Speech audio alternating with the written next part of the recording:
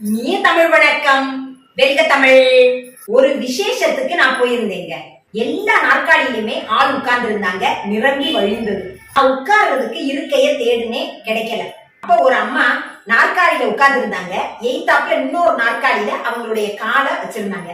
அவங்க பக்கத்துல 2 நாற்காலி, அந்த 2 நாற்காலியையும் 2 பைகள் இருந்தது.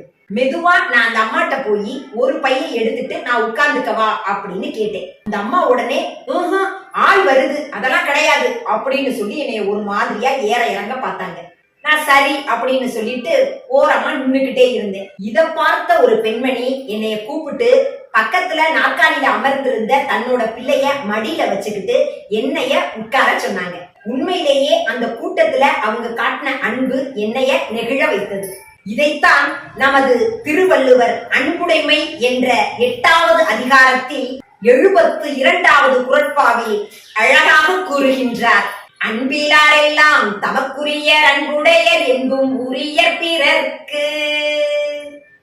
அன்பு இல்லாதவர்கள் எல்லா பொருளையும் தம்முடையது தம்முடையது தமக்கு உரியது அப்படின்னு சொல்லுவாங்களாம். ஆனால் அன்புடையவர்கள் தன்னுடைய உடம்பும் பிறர்க்கு என்று கருதுவார்களாம்.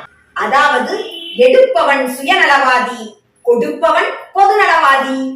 அன்பிலாரெல்லாம் தமக்குரிய அன்புடையார் என்பும் உரிய பிறர்க்கு. ஆம் அன்பிற்குரியவர்களே, அன்பை பகிர்ந்து அகிலம் ஆள்வோம். நன்றி, வணக்கம்.